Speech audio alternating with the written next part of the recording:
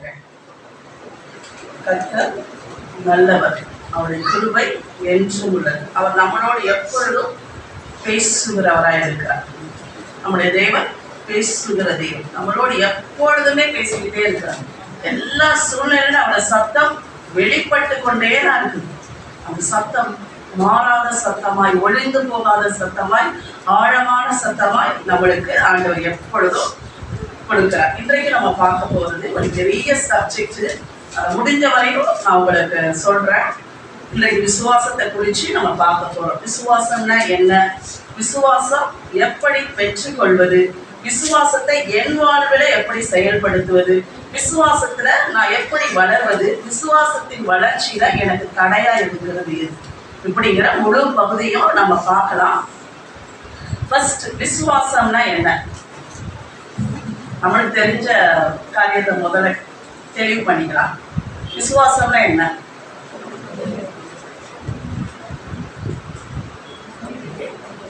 நம்முடைய நம்பிக்கை. ஓகே, எதை நம்புறது? எது நம்புறது? ஆண்டவரை நம்புறது. Very good. நீங்க என்ன, நீங்க விசுவாசம்னா நீங்க என்ன நினைக்கிறீங்க? அதான் சொல்றேன். எதுவா இருக்கணும், பிரச்சனையே இல்லை. நம்ம தெளிவா பார்க்க போறோம். நம்ம சொல்றதெல்லாம் கரெக்டா இருக்கணும்னு அவசியம் கிடையாது, எதுவுமே கிடையாது. சரி, இன்னைக்கு அதை நம்ம கொஞ்சம் இதுவா பார்க்கலாம். ஏன்னா நிறைய நேரம் இந்த இடத்துல நல்ல ஒரு தெளிவு வரணும்.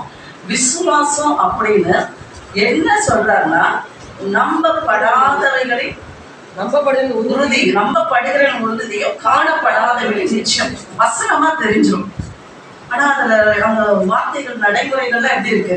நம்பப்படாதவைகளின் உறுதி, காணப்படாதவைகளின் நிச்சயம் அப்படிங்கும் போது அதோட தெளிவு என்னன்னா, நான் நம்புவதெல்லாம் விசுவாசம் கிடையாது. முதல்ல அதுல தெளிவா வச்சுக்கணும். நான் எதெல்லாம் நம்புறேனோ, நம்பிக்கை வேற, விசுவாசம் வேற. முதல்ல அதில் ஃபர்ஸ்ட் பாயிண்ட்ல நம்ம வந்துடணும். நம்பிக்கை என்பது என் ஃபியூச்சர், நான் ஒரு காரியம் எனக்கு நடக்கும்.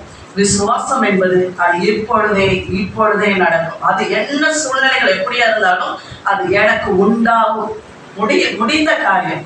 நம்பிக்கை என்பது நாம் எதிர்பார்க்கிற ஒரு காரியம், விசுவாசம் என்பது முடிக்கப்பட்ட ஒரு காரியம். அதுதான் ஃபர்ஸ்ட்.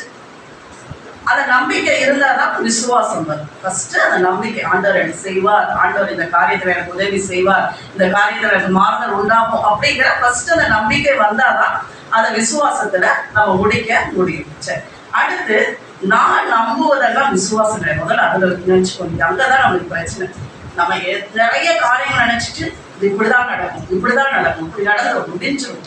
இன்னும் நான் நம்புறதெல்லாம் விசுவாசம் கிடையாது. உறுதியா அப்படியே அதுல நம்ம அதுக்கு ஒரு ஃபாஸ்டிங் ப்ரேயரை போட்டு அதுக்கு ஒரு பரலோகத்தை போய் ஒரு குளிக்கிட்டு வந்தாலும் இன்னும் அதுவும் விசுவாசம் கிடையாது. இதுதான் விசுவாசம். தேவன் எதை விசுவாசிக்கிறாரோ, தேவன் நம்மளை பார்த்து எதை சொல்லுகிறாரோ, கர்த்தருடைய வசனம் நம்மளுக்கு எதை சொல்லுகிறதோ அதை விசுவாசிப்பதுதான் விசுவாசம். நல்லா புரிஞ்சுக்கோ. ஆண்டவர் எதை விசுவாசிக்கிறாரோ, ஹல்லேலூயா, நம் தேவன் எதை விசுவாசிக்கிறாரோ அதை விசுவாசிப்பதுதான் விசுவாசம். இதுதான் விசுவாசம். ஆண்டவர் இந்த விசுவாசத்தை தான் ஆண்டவர் விசுவாசம் என்று சொல்லுகிறார். தேவன் விசுவாசிக்கிறது, தேவன் சொல்லுகிற வார்த்தையை விசுவாசிப்பதுதான் விசுவாசம். காணக்கூடாத உலகத்தை கண்டு செய்ய முடியாத காரியங்களை செய்வதுதான் விசுவாசம். காணக்கூடாத காரியங்களை, உலகத்தை கண்டு நம்ம செய்வதுதான் விசுவாசம். சரி, இது எப்படி ஆண்டவர் இதுல தொடர்ந்து நான் போகும்போது உங்களுக்கு இது ஃபுல்லா உங்களுக்கு புரிய ஆரம்பிச்சிடும். லூக்கா 1:37, தேவனாலே கூடாத காரியம் ஒன்றுமில்லை. ஹல்லேலூயா. லூக்கா 1:37, கூடாத காரியம் ஒன்றுமில்லை என்றார். ஆமென். தேவனால கூடாத காரியம் ஒன்றுமில்லை. அது நம்ம எல்லாருக்கும் தெரியும் இல்லையா? தேவனால எல்லாம் கூடும், அவரால் கூடாத காரியம் ஒன்றுமில்லை. மார்க் 9:23,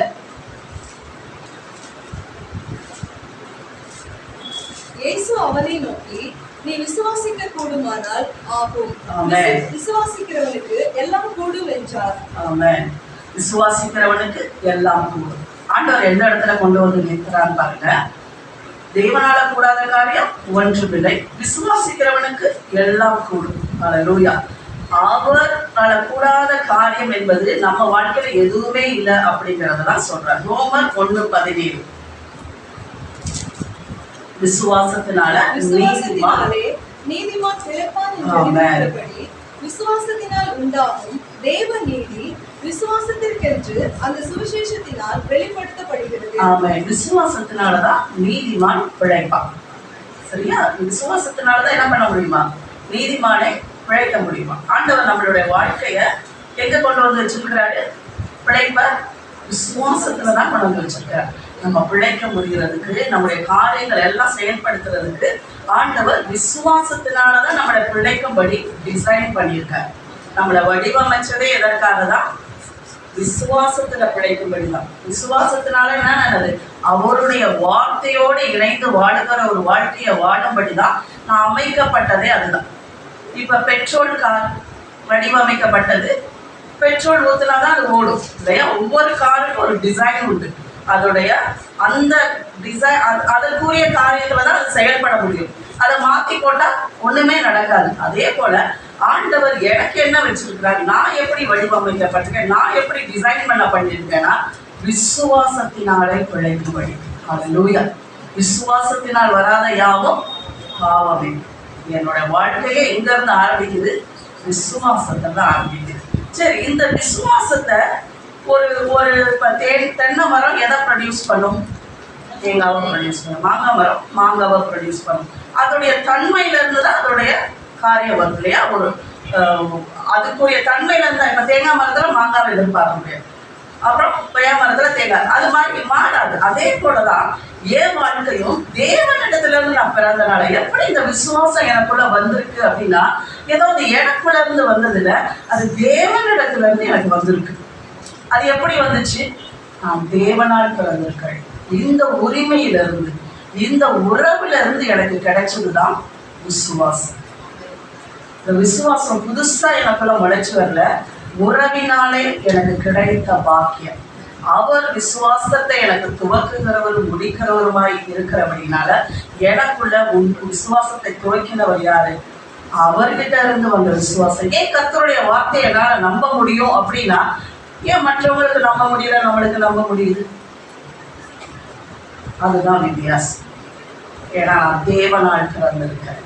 என் பிறப்பு, என்னுடைய உறவு என்னன்னு எனக்கு தெரியும். என்னோட சோர்ஸ் என்னன்னு எனக்கு தெரியும். நான் எதில் உருவாக்கப்பட்டிருக்கேன், எதற்காக படைக்கப்பட்டிருக்கிறேன் எனக்கு தெரிகிறனாலதான் அவர் கர்த்தர் யார் என்பதையும் அவருடைய வார்த்தை எப்படி என்பதையும் நான் அறிந்திருக்கிறபடினாலதான் என்னால கர்த்தருடைய வார்த்தையை நம்ப முடியும், மற்றவங்களுக்கு நம்ப முடியும். இதுதான் நான் தேவனுடைய பிள்ளையா இருக்கு. அதுக்காக நம்ம யோவான் 1:12 அவருடைய தீர்மானத்தில் அந்த வசனம் படிப்போம். எப்படி நான் தேவனுடைய பிள்ளை, அவருடைய நாமத்தின் மேல் விசுவாசம் உள்ளவராய் அவரை ஏற்றுக்கொண்டவர்கள் எத்தனை பேர்களோ அத்தனை பேர்களும் தேவனுடைய பிள்ளைகளாகும்படி அதிகாரம் கொடுத்துட்டார். அவங்க ரத்தத்தினாலாவது மாம்ச சித்தத்தினாலாவது புருஷனுடைய சித்தத்தினாலாவது பிறவாமல் தேவனால பிறந்திருக்கு.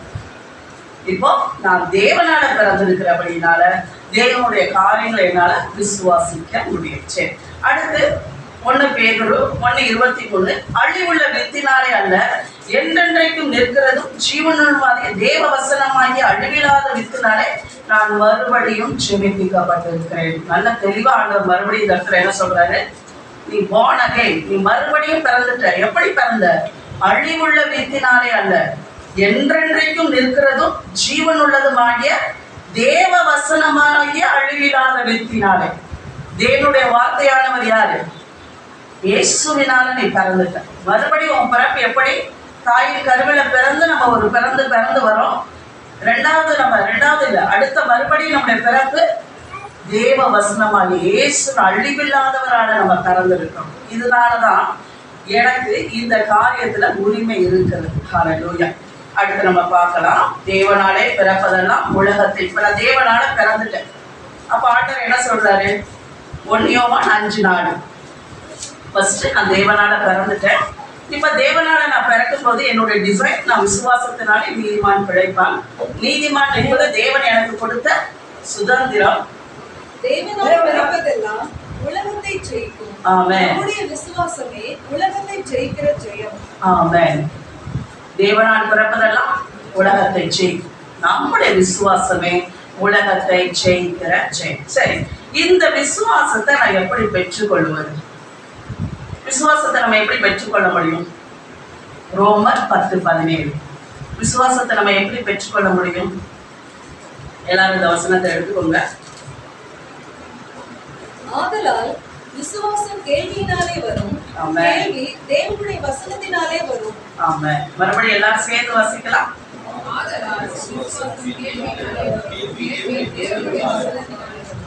எப்படி நம்மளுக்குள்ள விசுவாசம் வரும்? நான் எப்படி அதை பெற்றுக்கொள்ள முடியும்? விசுவாசம் எனக்குள்ள எப்படி வரும்னா, கர்த்தருடைய வசனத்தை கேட்க கேட்க கேட்கதான் எனக்குள்ள விசுவாசம் வரும். கேள்வினாலே, கேள்வி கேட்கறதுனால இல்ல, நீர் எப்படிப்பட்ட அந்த கேள்வி கிடையாது, செவிகளினால.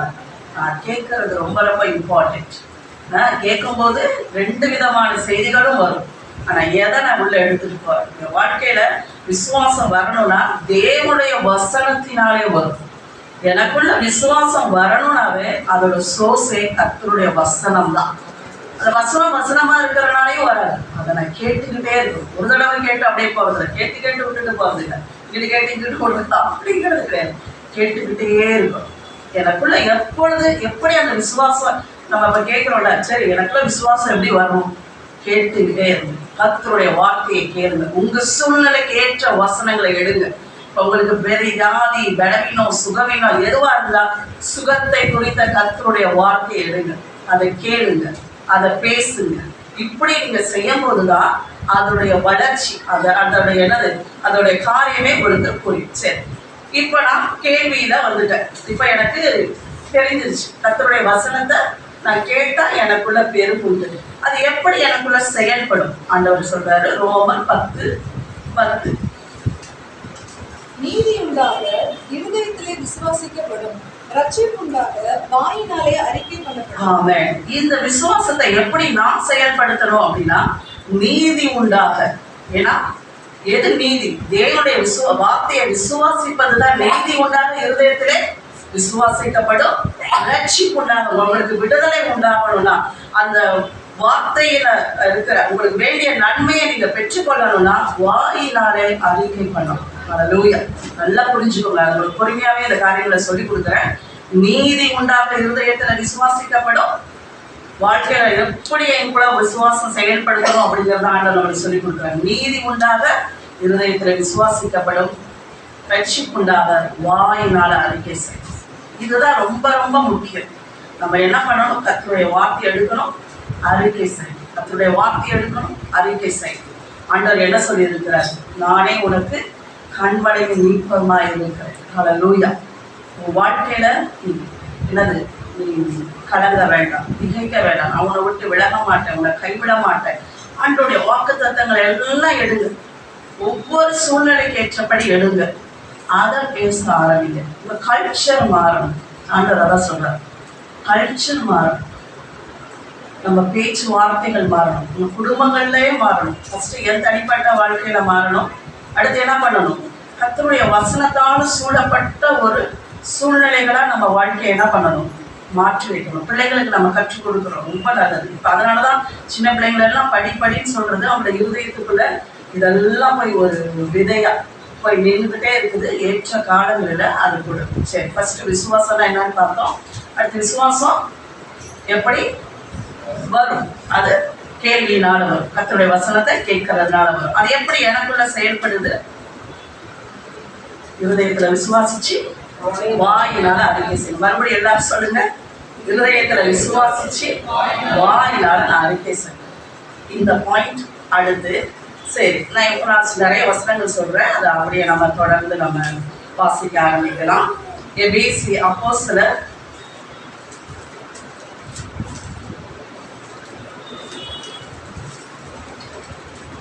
26:18.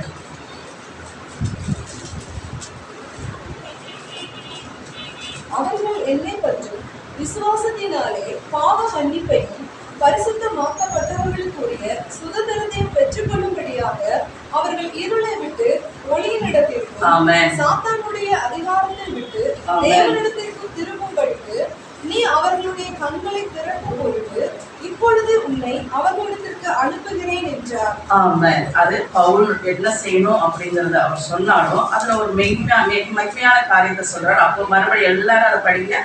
26:18. அவர்கள் என்னை பற்றி விசுவாசத்தினாலே பாவ மன்னிப்பையும் பரிசுத்தமாக்கப்பட்டவர்களுக்குரிய சுதந்திரத்தையும் பெற்றுக்கொள்ளும்படியாக அவர்கள் இருளை விட்டு ஒளியிடத்திற்கும் சாத்தானுடைய அதிகாரத்திற்கும் தேவனிடத்திற்கும் திரும்பும்படிக்கு நீ அவர்களுடைய கட்டளையை திறக்கும் பொழுது இப்பொழுது உன்னை அவர்களிடத்திற்கு அனுப்புகிறேன் என்றார். ஆமென். நம்ம விசுவாசத்தினால நம்மளுக்கு கிடைச்ச ஃபர்ஸ்ட் நன்மை என்னது? இருளை விட்டு ஒளியினிடத்திற்கும் சாத்தானுடைய அதிகாரத்தை விட்டு தேவனிடத்திற்கும் நம்ம திரும்பி இருக்கோம். ஹல்லேலூயா. ஃபர்ஸ்ட் இருளை விட்டு ஒளியினிடத்திற்கு, சாத்தானுடைய அதிகாரத்தை விட்டு தேவனிடத்திற்குள்ள நம்ம திரும்பி இருக்கோம். இது நம்முடைய எல்லா வாழ்க்கையிலும் நடந்துச்சு இல்லையா? நம்ம எல்லாரும் ஒரு இருளில் இருந்தோம், தேவனை அறியாத ஒரு இடத்துல இருந்தோம். தேவன் நம்மளை என்ன பண்ணார்? விசுவாசத்தினாலே என்றைக்கு இயேசு கிறிஸ்துவை நம்ம ஏற்றுக்கொண்டோமோ, அவரை கேள்விப்பட்டோம். எப்படி? ஃபர்ஸ்ட் அவர் தான் தேவன் என்று கேள்விப்பட்டோம்.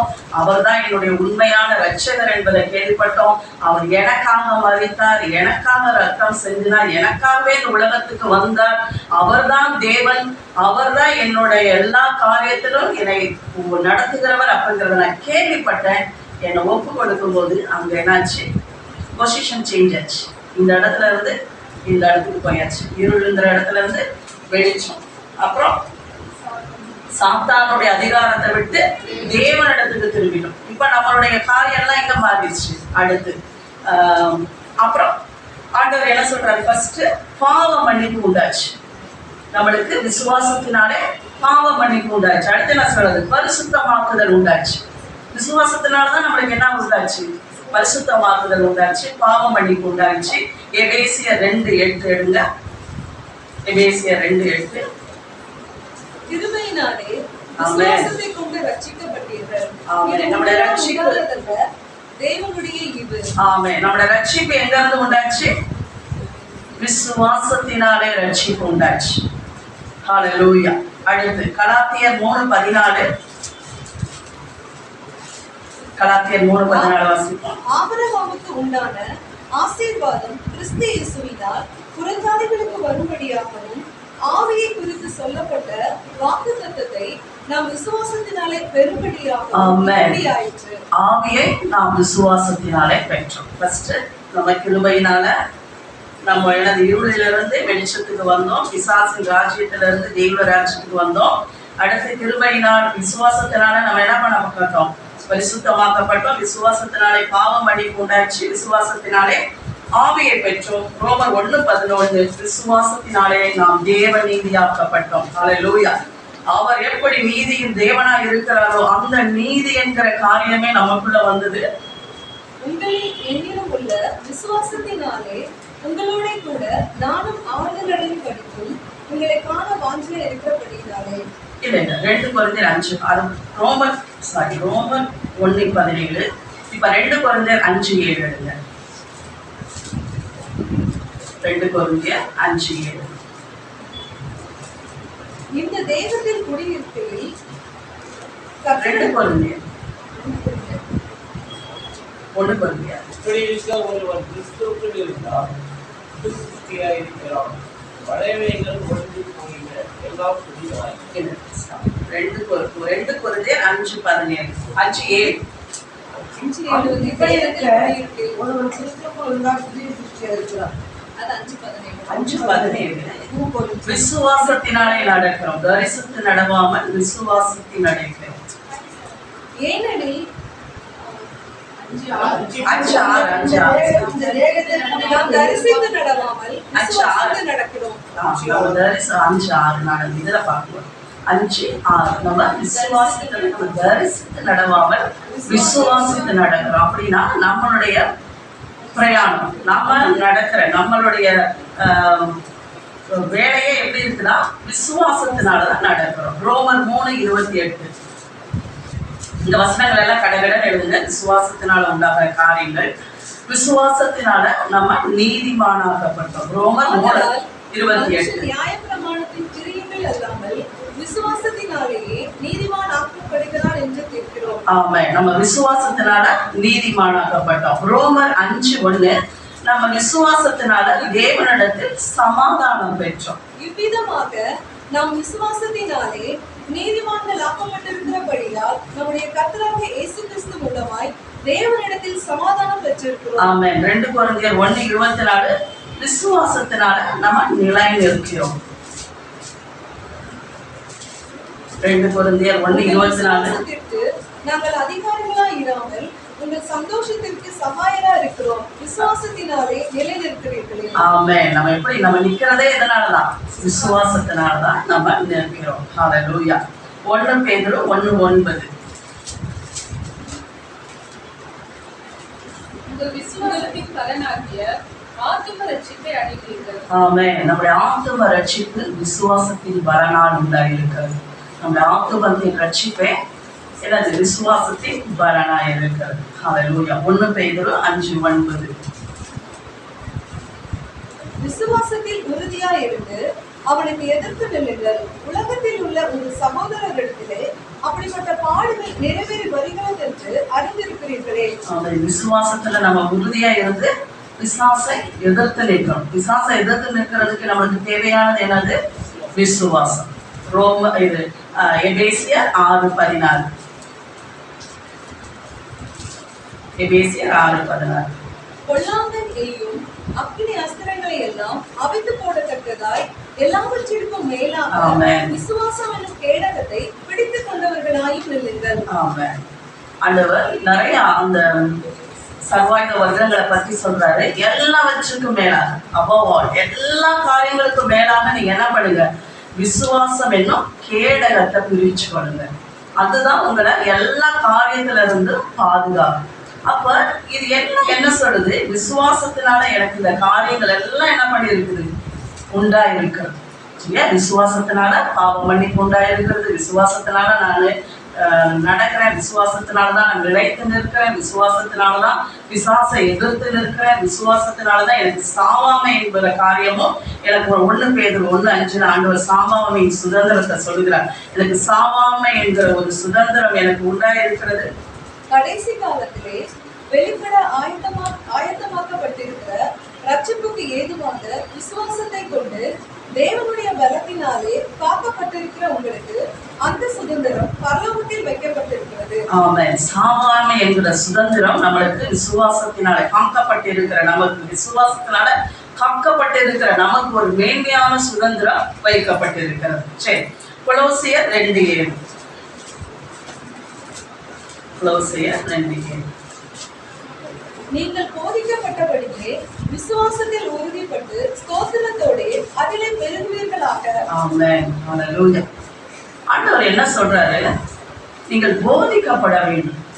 இந்த விசுவாசத்தை குறித்ததான காரியத்துல நீங்க என்ன பண்ணணும்?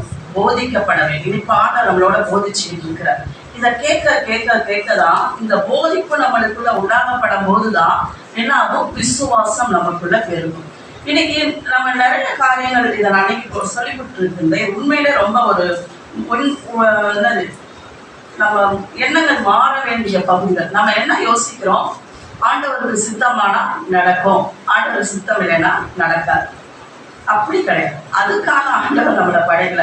ஆண்டவருக்கு சித்தம்னா இந்த காரியம் நடக்கும், ஆண்டவர் சித்தம்னா இந்த வேலை கிடைக்கும், ஆண்டவர் சித்தம்னா நாங்கள் வெளிநாட்டுக்கு போவேன், ஆண்டவருக்கு சித்தம்னா இந்த காரியங்கள் நடக்கும் அப்படின்னு சொல்லி எல்லாத்தையும் அவர் மேல தூக்கி போடுறது. எல்லா சித்தத்தையும் அவர் மேல குத்தமா தூக்கி போடுறதுக்கு ஆண்டவர் நம்மளை வைக்கிறார். ஆண்டவர் நம்மளை என்ன விதமா நம்மளை நடத்தணும் அப்படின்னு உண்டாக்கினார் அப்படிங்கிறத நம்ம தெரிஞ்சுக்கணும். நம்ம அவரோடு இணைந்து ஈக்குவல் பார்ட்னர்ஷிப் ஆகி நம்ம செயல்பட வேண்டும் என்று விரும்புகிறார். ஹல்லேலூயா. தேவன் நம்மளை படைத்ததின் நோக்கமே அதுதான். அவர் செய்ய விரும்புகிற காரியத்தை அவரோட இணைந்து நம்மளை அவரோட ஈக்குவல் ஆக்கிட்டார், பார்ட்னர்ஷிப் வச்சுட்டார். இணைந்து செயல்படும்படிதான் தேவன் விரும்புகிறார். இப்ப நம்ம என்ன சொல்லிடுறோம்னா, அந்த இடத்துல எனக்குள்ள விசுவாசமே இல்லை, எனக்கு இந்த காரியத்தை செய்யக்கூடியது இல்லைன்னு சொல்லிட்டு நம்ம அந்த காரியத்தை எஸ்கேப் பண்ண பார்க்கணும். ஒரு காரியத்தை முயற்சி பண்ணி பார்ப்போம். அப்போ அது நம்மளுக்கு சரியா செயல்படலைன்னா ஆண்டவர் சித்தம் இல்லை, நம்ம எப்படி ஒரு முடிவை முடிச்சிருவோம்? ஆண்டவர் சித்தம் இல்லை சித்தம் இல்லைங்கிறது எப்படி நம்ம முடிச்சிருவோம்? முயற்சி பண்ணுவோம், முயற்சி முடியலைன்னா இல்லை. ஆனா கர்த்தருடைய வாக்கு அங்க நிற்குது. ஹல்லேலூயா. ஒவ்வொரு காரியத்திலும் நம்மளுக்கு ஆண்டவர் நம்முடைய காரியங்களை செயல்படுத்துவதற்கு அவருடைய வார்த்தையானது நின்று கொண்டே இருக்கிறது. நம்முடைய எல்லா சூழ்நிலைகளுக்கும் வேண்டிய பதில் தேவனுடைய வார்த்தையில் அடங்கியிருக்கு. முதல்ல நல்லா தெரிஞ்சுக்கோங்க, நம்ம எப்படி காரியங்களை ஜெயிக்கணும்னா கர்த்தருடைய வார்த்தையிலிருந்து எல்லாவற்றையும் எடுத்து ஜெயிக்க பழகும். இங்க அஸ்திபாரங்கள் மாற்றப்படும், அதான் நம்ம கல்ச்சர் மாற்றப்படும். நம்ம ஒரு காரியத்தை என்ன சொல்றது சிந்திச்சுக்கிட்டே இருந்தோம்னா அதுல பாதிப்பு உண்டாகுதா? ஒரு ஒரு என்னது அதுல ஒரு தாக்கம் வந்து பண்ணுதா? அப்ப நன்மையான தேவனுடைய வார்த்தையை சிந்திச்சுக்கிட்டே இருந்தா தாக்கம் உண்டாகுமா உண்டாகாதா? இதை நம்ம நல்லா அனுபவிக்கிறோம். ஆனா இது நம்மளுக்கு வேண்டாத காரியம். ஏன் நம்மளை பாதகமா பாதிக்கக்கூடிய காரியத்தை என்ன பண்ணிட்டே இருக்கிறோம்? சிந்திச்சுட்டே இருக்கிறோம். அப்படியே கடற்கரை மைண்டு சிந்திச்சுட்டே இருக்குது. ஆனா ஆண்டவர் என்ன சொல்றாரு? இரவும் பகலும் கர்த்தருடைய வேதத்துல பிரியமா இருந்து அதை தியானிக்கிற மனுஷன் பாக்கியம். அவன் செய்வதெல்லாம் பொய் சொல்லுவாரா? அப்பா பொய் சொல்லுவாரா? சொல்லவே மாட்டார். அவர் பொய் சொல்ல மனுஷன் அல்ல. அவர் மனமாற மனுப்புத்தலும் இல்லை. அவர் சொல்லியும் செய்யாமல் இருக்கிற தேவன் அல்ல. அவர் ஒரு வார்த்தையை நம்மளுக்கு அனுப்பி கொடுத்தாருன்னா அதை இங்க அதை முடிக்காம அவர்கிட்ட போகாது. ஏன்னா அது ஒரு நோக்கத்தோட தான் வருது. தேவன் அது ஒரு நோக்கத்தோட தான் அவனை கொண்டு வந்தார். ஆபிரகாமுடைய வாழ்க்கையில நம்ம கொஞ்சம் பார்த்துட்டு நம்ம இந்த விசுவாசத்தின் வளர்ச்சியை நம்ம கொஞ்சம் பார்க்கலாம். எல்லாரும் ரோமர் 4வது அதிகாரத்தை எடுத்துக்கோங்க. அதுல இருந்து பார்த்துட்டு இன்னைக்கு நம்ம அதுல இருந்தே சில 3 காரியங்கள் பார்ப்போம். எது தடையா இருக்குது, எது எப்படி நம்ம வளர முடியும் அப்படிங்கிற காரியத்தை நம்ம பார்க்கலாம்.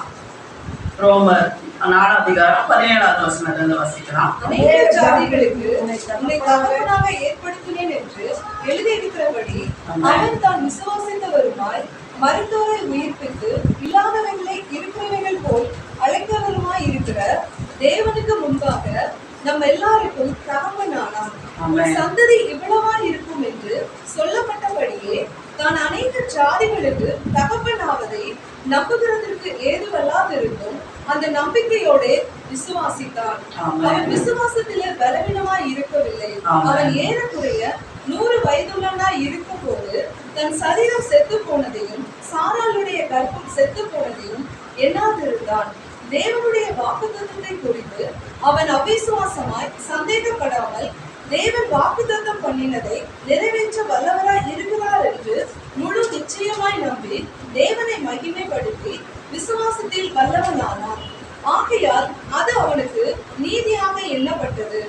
அது அவனுக்கு நீதியாக எண்ணப்பட்டது என்பது அவனுக்காக மாத்திரமல்ல, நமக்காகவும் எழுதப்பட்டிருக்கிறது. நம்மளுக்கு எல்லாம் தெரியும் ஆபிரகாமுடைய வாழ்க்கை எப்படியா இருந்துச்சு.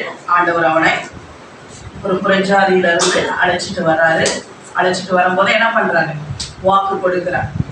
உன்னை பெரிய ஜாதியாக்குவே, உன் பேரை பெருமைப்படுத்துவேன், ஆசீர்வாதமா இருப்பாய், உன்னை சந்ததியே பூமியில எப்படியெல்லாம் பெருக பண்ணுவேன், மணல் திரளாய் பெருக பண்ணுவேன், நட்சத்திர முறையாய் பெருக பண்ணுவேன், உன் பேரை பெருமைப்படுத்துவேன், நீ உன்னை ஆசீர்வதிப்பேன், சபிக்கிறவரை சபிப்பேன் அப்படின்ட்டு அவனை அந்த இடத்துல இருந்து வெளியே கொண்டு வர. அப்போ அவனுடைய வாழ்க்கையில என்ன ஒரு கேள்வி இருந்துச்சு? இவ்வளோ பெரிய வாக்குத்தத்தம் கொடுக்குறீங்க, ஆனா எனக்கு பிள்ளை இல்லையே. ஏன்னா அவனுடைய எப்படி இருந்துச்சு? அவனுடைய கர்ப்பம், அவனுடைய உடம்பும் செத்து போயிடுச்சு, சாரனுடைய கர்ப்பமும் செத்து போயிடுச்சு. இப்ப சூழ்நிலைகள் அவர் வாக்கு கொடுத்துட்டாரு, ஆனா வாக்கு தத்தத்துக்கு ஏற்றவைகளா இல்லை. ஆனா அவன் வாழ்க்கையில ஆண்டவர் அவன் ஒரு காரியத்தை செய்யறான். இதுதான் விசுவாசத்தை. நம்ம ஆண்டவரை நம்பும் போது நம்மளுக்கு உண்டான காரியம் என்ன அப்படின்னா, இல்லாதவைகளை இருக்கிறவராய் அழைக்கிறது போல அவர் அப்படி அழைக்கிற தேவன் என்பதாக அவன் அறிஞ்சிட்டு தான் வாழ்க்கையில இதெல்லாம் என்னட அவன் வாழ்க்கையில வளர்ச்சி அடைவதற்கு, நம்ம விசுவாசத்துல வளர்வதற்கு வேண்டிய முதல் காரியம் என்னன்னா, அவன் விசுவாசத்திலே பலவீனனா இருக்கவில்லை. ஆனா 21வது வசனத்துல பார்க்கிறோம், அவன் வல்லவனான். அவனுடைய காரியம் மாறும். ஃபர்ஸ்ட் அவன் என்ன செய்யல? விசுவாசத்துல வீக்கா இல்லை. ஆனா அவன் ஸ்ட்ராங்கான. அப்ப அந்த இடத்துல ஒரு சேஞ்ச் உண்டாச்சு. அப்ப எந்த அவனை சேஞ்ச் பண்ணிச்சு? அதுதான் அந்த இடத்துல ஒரு காரியம். அவன் விசுவாசத்தில் பலவீனமா இருக்கவில்லை. அவன் ஏறக்குறைய 100 வயதான அந்த போது தன் சரீரம் செத்து போனதையும் சாராளுடைய கர்ப்பம் செத்து போனதையும் எண்ணாதிருந்தான். ஹல்லேலூயா. அவன் சூழ்நிலைகளை எண்ணவில்லை. எப்படி நடக்கும், ஏது நடக்கும் அப்படிங்கிறத நம்ம என்னது அதவே பார்த்துட்டு இருந்தோம்னா நம்முடைய வளர்ச்சி இருக்க. எப்ப நம்ம விசுவாசத்துல வளர முடியும்னா சூழ்நிலைகளை பார்த்துக்கிட்டே இருந்தோம்னா வளரவே மாட்டோம். ஹல்லேலூயா. அடுத்து என்ன சொல்றாரு? தேவன் வாக்குத்தத்தத்தை பண்ணியதை நிறைவேற்ற வல்லவராய் இருக்கிறார் என்று. ஹல்லேலூயா. முழு நிச்சயமாய் நாம் தேவனை மகிமைப்படுத்தி விசுவாசத்தில் வல்லவனான. 2 ஸ்டெப் தான். பார்க்க வேண்டாத பார்க்க கூடாது, பார்க்க வேண்டியதை பார்க்கணும். ஹல்லேலூயா. அவ்வளவுதான், முடிஞ்சிச்சு சாப்டர். நம்ம ஆப்போசிட். நம்ம எப்பயும் இதை ஒழுங்கா செய்ய மாட்டோம்ல. உங்க பிள்ளைங்களை உட்காருனா என்ன பண்ணுவோம்? ஏஞ்சி ஓடும். படினா என்ன பண்ணுவோம்? தூங்கும்.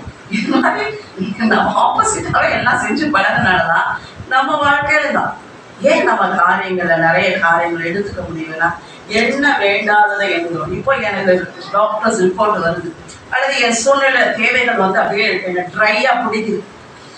என் சிந்தனை எப்படி போகுதுன்னா, இப்ப டாக்டர் ரிப்போர்ட் இருக்கு அவ்வளவுதான், அது எண்ட் ரிசல்ட் அவங்க கொடுக்குறேன். இப்படியா இருக்கு, இது மாதிரிமா நம்மளே ஃபியூனரல் 4 தடவை நம்மளுக்கே நம்ம ஃபியூனரல் நடத்தி முடிச்சுவோம். அந்த ஃபியூனரல்ல வந்து யார் யார் அழுவா, எப்படி அழுவாய் வந்தாலும் அழுவா, இப்படியெல்லாம் சிந்தனைகள் ஓடிடுது. எல்லாத்தையும் தூக்கி கொண்டு போய் என்ன பண்ணுறோம்? வேண்டாத சிந்தனை, வேண்டாத எண்ணங்கள், நம்மளுக்கு நன்மையை கொண்டு வராத காரியங்களை நம்ம எண்ணிக்கிட்டே இருக்கணும்.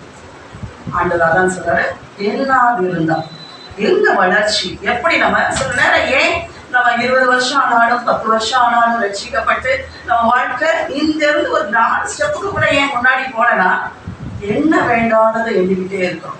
என்ன வேண்டியதை என்ன? அவன் என்ன சொல்றான்? தேவன் வாக்குத்தத்தம் பண்ணினதை நிறைவேற்ற வல்லவராய் இருக்கிற சிம்பிள் காரியம் தான். அதை வந்து நம்மளை நிறைவேற்றுவேன்னு சொன்னாதான் அதுக்கு அவனுக்கு கஷ்டம் இல்லையா? நீ பிரயாசப்பட்டு எப்படியாவது மவனை நீ வெத்த எடுத்துடா அப்படின்னு சொல்லிட்டாதான் அது பெரிய காரியம். ஏன்னா அவனால முடியாத ஒரு காரியம். அது அவன் பிரயாசப்பட்டா கஷ்டம். அவன் சொல்ல, நான் உனக்கு பெரிய ஜாதியாக்க போறேன், நான் தான் உன்னை ஆசீர்வதிக்க போறேன், நான் தான் உன் பேரை பெருமைப்படுத்த போறேன், நான் தான் உனக்கு எல்லாம் செய்ய போறேன். சிம்பிளா பாரதத்துக்கு நீங்க செய்யறேன்னு சொல்லிட்டீங்கப்பா, செய்யுங்கப்பா. எது ஈஸியான காரியம்? ரொம்ப சிம்பிள், ரொம்ப ஈஸியான காரியம். ஆனா இந்த வார்த்தையை நம்ம விசுவாசிக்க நம்பிக்கிட்ட நம்மளுக்கு சூழ்நிலைகள் எல்லாம் பாதகமா இருக்கிறனால நம்ம என்ன பண்ணிடுறோம்? வார்த்தையை அப்படி தூக்கி போட்டுரும். வேண்டாத அப்படி கேட்ச் பண்ணிடும். யோசிச்சு அதனுடைய சகல அந்த நன்மைகளை பெற்றுக்கொள்வதற்கான வழிகளை எல்லாம் என்ன பண்ணிடுறோம்? அடைச்சு போட்டோம். நான் இதுதான் விசுவாசத்தில் நான் எப்படி வளர முடியும்னா இதுதான். அவன் விசுவாசத்திலே பலவீனமா இருக்கவில்லை, அவன் விசுவாசத்தில் வல்லவனான. ஹல்லேலூயா. அவன் எப்படியே அவன் பலவீனமா இருக்கிறனா, தான் சரீரம் செத்து போனதையும் சாராளுடைய ரெண்டுமே சான்ஸே இல்லாத, ஏதோ ஒரு ஆளுகிட்ட ஏதோ ஒன்று இருந்துச்சுன்னா கூட ஏதோ ஒரு சான்ஸ் இருக்கு. அது ஒத்த சான்ஸும் கிடையாது, 2 பேர் அவுட். நோ பேட்டரி, அப்படி லோ பேட்டரி கூட இல்லை, நோ பேட்டரி கம்ப்ளீட் அவுட்டான ஒரு காரியம். ஆனா அந்த சூழ்நிலையை அவன் பார்க்கல. ஹல்லேலூயா. அப்பதான் அந்த சூழ்நிலைகளை பார்த்துட்டு தான் இருந்தான். அவன் பார்த்துட்டு தான் இருந்தான். அவன் வீக்கா தான் இருந்தான். அவன் வீக்கா, ரொம்ப வீக்கிலே அவனை வந்து பெரிய வீக்குன்னு கூட சொல்லலாம். சாரா போவான் அந்த கூடாரத்துக்கு, ஆகார் கிட்ட போனோடனே அவன் எப்படி இருந்தான்? உடனே ஓடி போயிட்டான் பிள்ளைய பெற்றுக்கிறதுக்கு. அவன் ஒரு வீக்கரா தான் இருந்தான். ஆனா எவ்ரி விசிட்டிங் ஆண்டவர் ஒவ்வொரு முறையும் அவனை விசிட் பண்ணும்போது அவனுடைய விசுவாசம் வளர்ந்தது. ஹல்லேலூயா. இந்த மாதிரி அவன் செஞ்சுட்டு இருந்தான். அப்ப ஆண்டவர் அந்த ஆதியாகமம் 17:1 நினைக்கிறேன், அதில் வந்து சொல்றேன், எனக்கு முன்பாக நடந்து கொண்டு உத்தமனாயிரு, நானே உனக்கு பலனும் கேடகமுமா இருக்கேன். அந்த எவ்ரி விசிட்டிங் அவனுடைய மைண்டை சேஞ்ச் பண்ணிச்சு. உடனே இன்னைக்கு குச்சி நாளைக்கு அவன் பெரிய விசுவாசத்தின் வல்லவனாக, அவனுடைய காரியங்கள் எல்லாமே தடபட மாறி தான் இருந்துச்சு. ஆனா ஒவ்வொரு தடவையும் கர்த்தருடைய வார்த்தையை கேட்க அவனுடைய மைண்ட் ரினியூவல், மனம் புதிதாக்குறதுனாலே அவன் என்னாச்சு? பிரகாசம் உள்ள கண்கள் உண்டாச்சு, அவன் வாழ்க்கையில மாற்றங்கள் உண்டாச்சு. அப்புறம் அவன் என்ன சொல்றான்?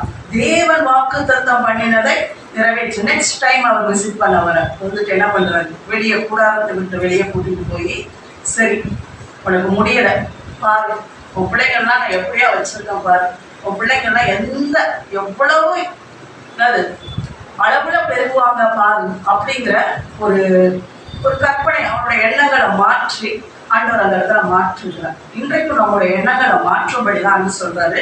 ஏன்னா இந்த மழையை பாரு, இந்த காக்கா கூட்டத்தை பாரு, என்ன சொல்றாரு, இந்த செடியை பாரு, பூவை பாரு, நம்மள என்ன சொல்றாரு, ஒரு இமேஜினேஷனுக்குள்ள மாறு. அதெல்லாம் நான் பிழை கூட்டும் போது அங்க சொல்றாரு, முன்ன எப்படி நான் பிழை கூட்டாம இருப்பேன்.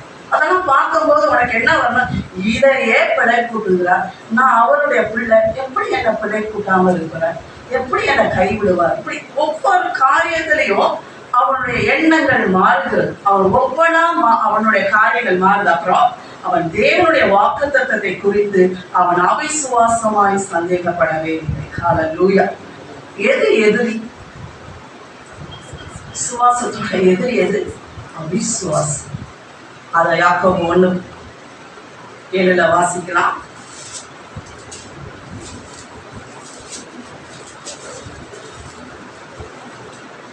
அப்படிப்பட்ட மனுஷன் தான் கர்த்தரிடத்தில் எதையாவது பெறலாம் என்று நினையாதிருப்பானா? நினைச்சு கூட பாத்துறாருன்னு சொல்லிட்டாரு. அதான் சொல்றாரு, நினைச்சு கூட பாத்துறாரு. அவிசுவாசமாய் சந்தேகப்பட்டு எதையாவது ஆண்டோட்ட வாங்கி எதை கூடாதுக்கலாம் எவனாகிடும். அதுல பெரிய கேட்டகரியா இருக்கும். எவனா இருக்கட்டும், எதா இருக்கட்டும், சந்தேகத்தோட வந்தேன்னா ஒண்ணுமே கிடையாது. ஞாயிற்றுக்கிழமை வந்தோடனே விறுவிறுன்னு விசுவாசம், சபா புதவியாளர் வந்தோடனே கடகடன்னு அவிசுவாசம், ஞாயிற்றுக்கிழமை வரும்போது பயங்கரமான பக்தி, அடுத்த நாள் போகணும்னா இது. இப்படி உன் லைஃப்ல எப்படி இருக்கக்கூடாது. அது கடலை போட, கடல் வரும் போ, கடல் இப்பதான் வந்துருச்சுன்னு பார்ப்போம், கடல் பின்னாடி போகும். கடல் வர்றதும் அலை வர்றதும் அலை போறது மாதிரி நீ என்ன பண்ணிடாத.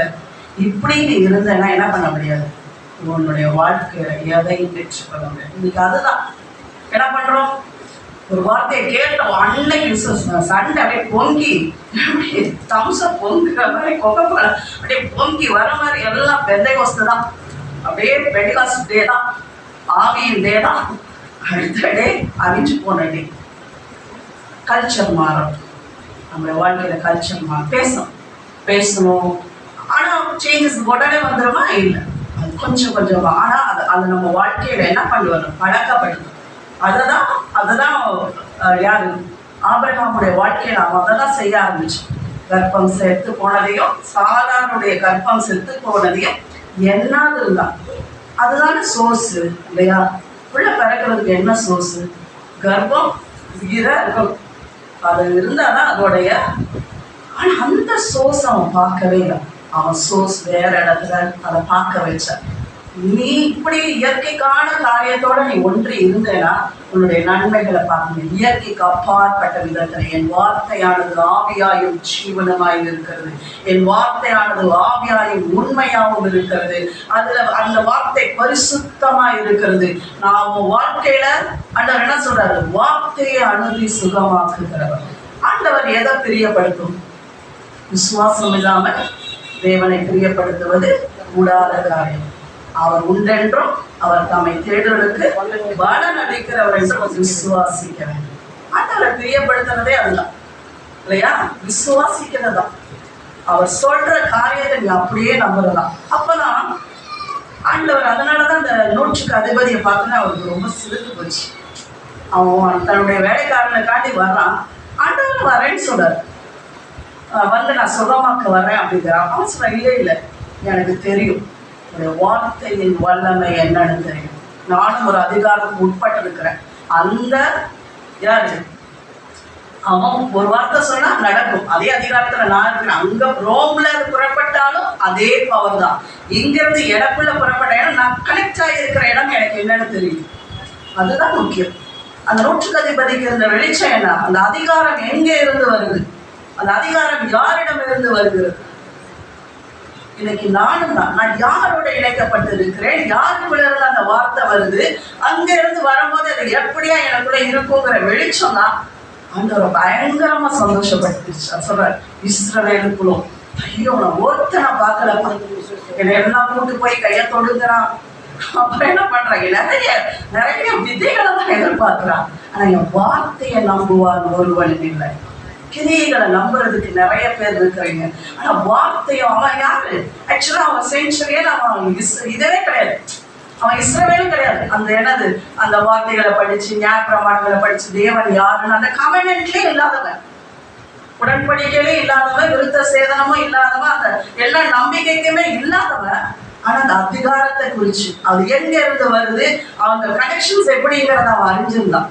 இதுதான் இம்பார்ட்டன்ட். நான் யாரு, என் உறவு என்ன, நான் தேவனோடு எப்படிப்பட்டவனா இருக்கிறேன், என் பிறப்பு என்ன, என் உரிமை என்ன, இதெல்லாம் நான் அறிஞ்சிருந்தேனதான் அது புறப்பட்டு வரும்போது அப்படியே என்ஜாய் பண்ணுவேன். அது அப்படி ஆமா அப்படிதான் நடக்கும். அது எப்படி இப்படி நடக்கலைங்கிறதா நம்மளுக்கு கொஸ்டினா இருக்கும் இல்லையா? இது எப்படி நடக்காம போச்சு அப்படிங்கிறது தான் எனக்குள்ள கொஸ்டினா இருக்கிறது. இது ஏன் நடக்குது, ஏன் நடக்கலைங்கிறது இருக்கு. அது நான் வேறமா பார்ப்பேன். அவருடைய அத்தாரிட்டி என்ன, தேவனுடைய அதிகாரம் என்ன, அந்த வார்த்தையின் அதிகாரம் என்ன. அல்லேலூயா. அது புறப்பட்டு வந்துச்சுன்னா அப்படியே நடக்கும். சரி, இதை எப்படி நம்ம பெற்றுக்கொள்வது அப்படிங்கும் போது சில நேரம் ஒவ்வொருவருக்கும் ரேமா வெளிப்படும் இல்லையா? சூழ்நிலைகள் ரேமா அப்படிங்கிறது அப்பொழுது சூழ்நிலைகளுக்கு வெளிப்படுகிற வார்த்தை. ஆனா இது லோகோஸ், இது எழுதப்பட்ட வார்த்தை. இதை எப்படி எனக்குள்ள வளர முடியும் அப்படிங்கிற போது எழுதப்பட்ட வார்த்தையோடு நீங்க என்கேஜா இருக்கணும். இந்த வார்த்தையை பழகி இருக்கணும். இந்த வாழ்க்கைக்குள்ள நீங்க பழகிக்கிட்டே இருந்தாங்கன்னா அந்த லோகோஸ் இந்த சூழ்நிலைக்கு ஏற்ற வார்த்தை வெளிப்படும். இதுல பழகாம ஆட்டோட்டத்தை எதையாவது குடிக்க இழுத்துவேங்களோ உங்க வாழ்க்கை வளர்ச்சிக்கு இதுதான் பேஸ். தேவனோடு ஸ்பெண்ட் பண்ணுங்க, அவருடைய வார்த்தையோடு ஸ்பெண்ட் பண்ணுங்க.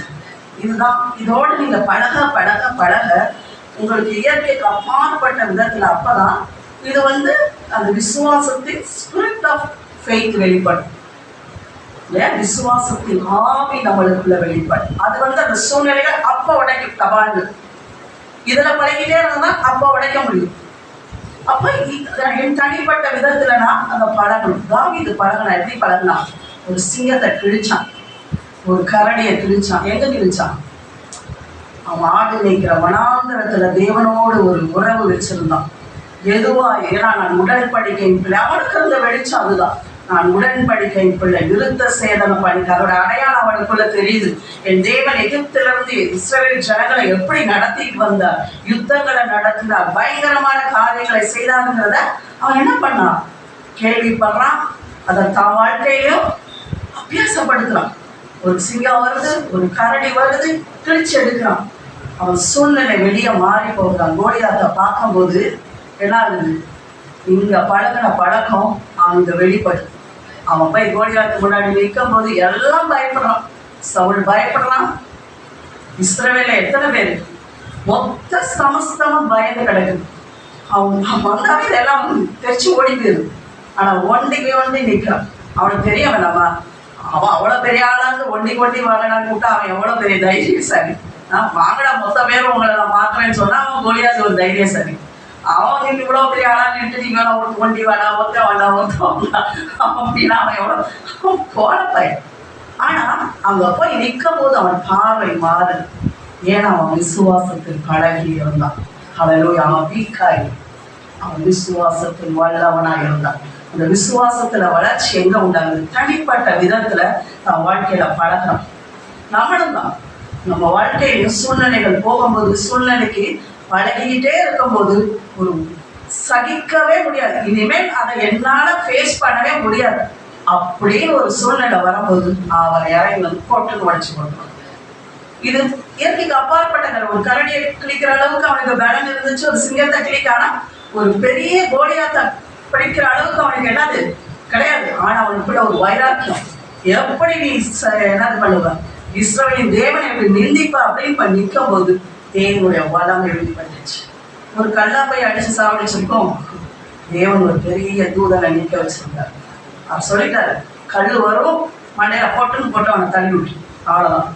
உண்மைதான், அதுதான் நடக்கும். ஏன்னா இயற்கைக்கு அப்பாற்பட்ட ஒரு காரியம் நடக்கணும்னா இது வளர, அதுதான் வளர்ச்சி. நம்ம எல்லாம் இயற்கைக்கு அப்பாற்பட்ட வேணும், எல்லாம் கேட்கறதெல்லாம் சூப்பர் நேச்சுரல் தான். இங்க சாதாரண சட்டி சொல்றதே கஷ்டப்படும். இதைதான் நான் சொல்ல வரேன். நம்ம எல்லாம் இயற்கைக்கு அப்பாற்பட்ட ஒரு காரியத்தை எதிர்பார்த்து சோர்ந்து போறோம். ஏன் சோர்ந்து போறோம்? என் தனிப்பட்ட வாழ்க்கையில அதை நான் பிராக்டிஸ் பண்றதே இல்லை. இது இல்லாம அது கிடைக்காது. ஆண்டவர்கிட்ட எல்லாமே பிரமாணங்கள் தான். விசுவாசம் ஒரு பிரமாணம். அது அதோட நீதியை தான் செய்யும். ஹல்லேலூயா. இந்த பகுதிகளில் நம்ம பிரயாசப்பட்டதெல்லாம், இயற்கைக்கு அப்பாற்பட்டதெல்லாம் நம்ம வாழ்க்கையில கட்டுப்பட்டு அது ஈஸியா நடக்கும். ஹல்லேலூயா. அதனால இதுதான் வல்லவனானான். எப்படி வீக்கா இருக்கிற, இப்ப சம்டைம்ஸ் நம்ம வீக்கா இருக்கலாம், ரொம்ப கூட வீக்கா இருக்கலாம். ஆனா அது வீக்கா இருக்கேன், கொஞ்சமா இருக்கிறேன் அப்படிங்கிறதுலே நம்ம இருந்துடக்கூடாது. வல்லவர்களாக அந்த ஸ்டேஜுக்கு போகும். அடுத்த ஸ்டேஜுக்கு போறதுக்கு தான் ஃபர்ஸ்ட் என்ன பண்ணக்கூடாது?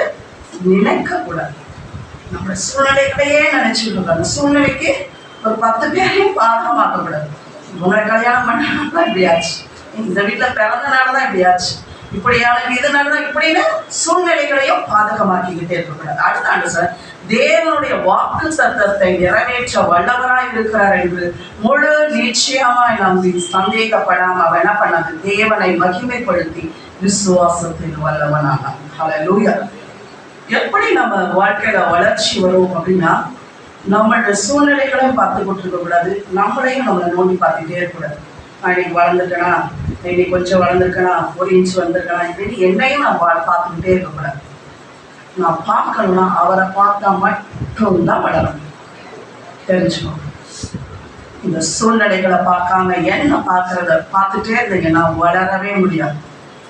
என்னைக்கு இந்த பார்வையிலதான் தூக்கிட்டு, என்னைக்கு ஆபிரகாம் தன் சூழ்நிலைகளை சாரால இந்த சூழ்நிலைகளெல்லாம் விட்டுட்டாங்க. கர்ப்பம் செத்து போச்சு, இதாச்சு, 100 வயசாயிடுச்சு, சான்ஸ், இதெல்லாம் விட்டுட்டு என் தேவன் உண்மை உள்ளவர், என் தேவன் வாக்குத்தத்தம் பண்ணினவர் உண்மை உள்ளவர், அதை நிறைவேற்ற அவர் மகிமையான தேவனாய் இருக்கிறார், அவர் அன்பின் தேவனாய் இருக்கிறார், என் சூழ்நிலைகள் எல்லாவற்றிலும் எனக்கு உதவி செய்ய வல்லவராய் இருக்கிறார். கண்ணு கீழிருந்து மேல போன உடனே அந்த மேன்மை நன்மைகளை அனுபவிக்க ஆரம்பிச்சு. அதுதான் விசுவாசம்.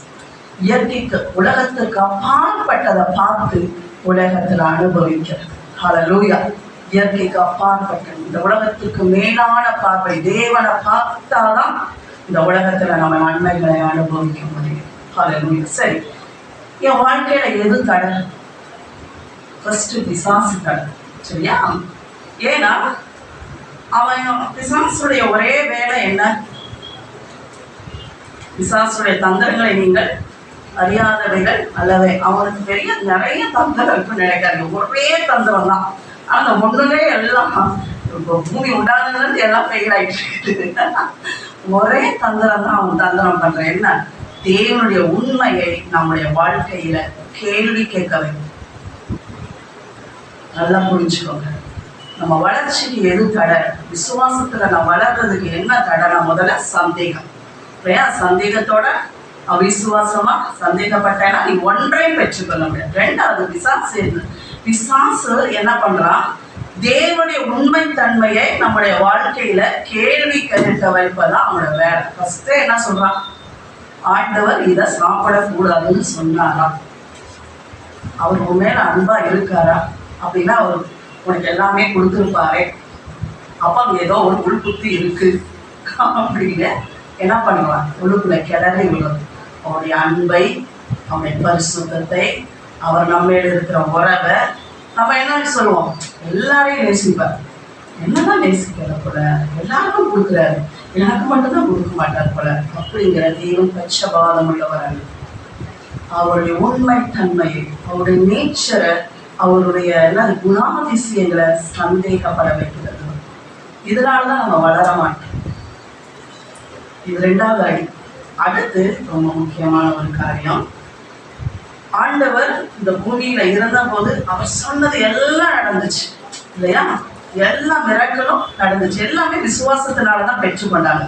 இன்னொரு ஒரு எண்ணம் நினைக்கிறோம், எல்லாரும் சேர்ந்து பயங்கரமா ஜெபிச்சா பயங்கரமா நடந்துரும் காரியம் அப்படின்னு நினைக்கிறோம். அது நம்மளுக்கு சொல்லப்பட்ட பெந்தெகோஸ்தல் பிரீச்சிங். சரியா? அதுவும் கிடையாது. நம்ம எல்லாம் ஒன்னா சேர்ந்து ஒன்னா பரலோக ராஜ்யத்தை அசைச்சிட முடியாது. ஏன்னா ஏற்கனவே நம்ம ராஜ்யத்துல தான் இருக்கோம். சிங்காசனத்தை போட்டு அசைக்கலாம் தேவையில்லை. நம்மளே சிங்காசனத்தின் மேலதான் உட்கார்ந்து இருக்கோம். நம்ம கட்டளை இட்டா போதும். இவன் அவ்வளவு மேல வச்சிருக்கிற இந்த உபதேசிக்கப்படலை, இந்த காரியங்கள் நம்மளுக்கு சொல்லிக் கொடுக்கப்படலை. போய் அழு, உபவாசம் பண்ணு, அழு அழு அழு நிறைய சொல்லிக் கொடுத்து, ஏன்னா நம்ம ஆண்டவர் அழுகையை கேட்கிறார், கூக்குரலை கேட்கிறார். அது ஒரு ஸ்டெப். அடுத்தடுத்து வளர்ச்சி இருக்கிறது. ஃபர்ஸ்ட் அதுல என்ன இருக்குது? வீக் இன் ஃபெய்த் இருக்குது, க்ரோயிங் இன் ஃபெய்த் இருக்குது, ஸ்ட்ராங் இன் ஃபெய்த் இருக்குது, காட் கைண்ட் ஆஃப் ஃபெய்த்னு இருக்குது. ஆண்டவர் நம்ம அந்த இடத்துலதான் வச்சு அவர் எப்படி செயல்படுகிறாரோ, அவர் எதை விசுவாசித்து பேசுகிறாரோ அதையே செயல்படணுங்கிறதுக்கு தான் ஆண்டவர் என்னோட பார்ட்னர்ஷிப் வச்சிருக்கிறார். அவருக்கு ஈக்குவலா என்னை கொண்டாந்து வச்சு இந்த உலகத்துல நான் செயல்படணும் அப்படிங்கிறது தான் என்னது என்னுடைய இது. இப்போ ஒரு தராசு இருக்குன்னு வச்சுக்கோங்க. இப்ப நான் நினைக்கிறேன் எனக்கு ஈக்குவலா இப்ப தராசு 2 பாக்ஸ் இருக்கும்ல, 2 தட்டு. அந்த தட்டுல நான் நினைக்கிறேன், இந்த தட்டுல கொண்டு வந்து வீடு எனக்கு ஈக்குவலா, வீடு பணம் அப்படின்னு வைக்கும்போது முள்ளு போயிடுச்சுன்னா, இப்போ ஒரு 3 பில்லியன் வைக்கிறாங்கன்னு வச்சுக்கோங்க. 3 பில்லியனுக்கு நான் எனக்கு சாச்சிட்டேன்னா என் வேல்யூ என்னது? 3 பில்லியன் தான். ஆனா ஆண்டவர் எப்படி தெரியுமா வச்சிருக்காரா? நான் இங்க இருக்கிறேன், ஜீசஸ் இங்க இருக்காரு, அந்த மொழி இங்க எங்க அசையா அப்படியே இருக்கலாம். ஹல்லேலூயா. ஆண்டவர் எப்படி வச்சிருக்கிறாரா? என்னையும் இயேசுவையும் ஒரே தராசுல தான் வச்சிருக்காரு. ஹல்லேலூயா. இன்னைக்கு உங்களுக்கு அது புரியட்டும். ஹல்லேலூயா. இன்றைக்கு உங்கள் கண்கள் திறக்கப்படட்டும். தேவன் அவ்வளவு மேன்மேல இந்த விசுவாசத்தின் காரியம் அப்படின்னா தேவனை போல இருக்க காட் கைண்ட் ஆஃப் ஃபெய்த். அவர் எதை நம்பி பேசுறாரு, ஆனா அவர் பேசுறது எல்லாம் நம்ப கூடாது. பெரிய போர் நடக்குது, பானையை போய் உடைச்சு போட்டு வந்துருப்பா அப்படிங்கிறார். எப்படி ஒரு போரும் பானைக்கும் வேலைக்காக தீவெட்டி எடுத்துட்டு பானையை போட்டு டொமேனை போட்டு உடைச்சிட்டு ஒரு பெரிய போருக்கு என்ன வேணும்? போர் வீரனுக்கு ஆயத்தம் வேணும், ஷூஸ் வேணும், என்னது கத்தி வேணும், கபடா வேணும், அவங்களை எல்லாம் வெட்டி நொறுக்கிறதுக்கு எல்லாம் வேணும். ஆண்டவர் சொல்றாரு கிதியோன் கிட்ட, ஒரு பானையை எடுத்துட்டு போ, ஒரு தீவெட்டி எடுத்துட்டு போ, எக்காலத்தை போது உடைச்சு போடு, எல்லாம் முடிஞ்சு. ஆனா அதை சொன்னதை செய்யணும். ஏன்னா இவங்கெல்லாம் யுத்தத்தை பார்த்துருக்காங்க, இவங்களுக்கு ஒரு ஸ்ட்ராட்டஜி தெரியும், அப்படின்னா இப்பெல்லாம் அப்படிதான் அப்படின்ட்டு. ஆனா ஆண்டவர் அப்படியெல்லாம் வரப்போறது. அதுதான் நம்ம விசுவாசிக்கிறது. நம்ம நினைக்கிறோம் பாரு இப்படிதான், அதனாலதான் நம்ம தோத்துப்போம்.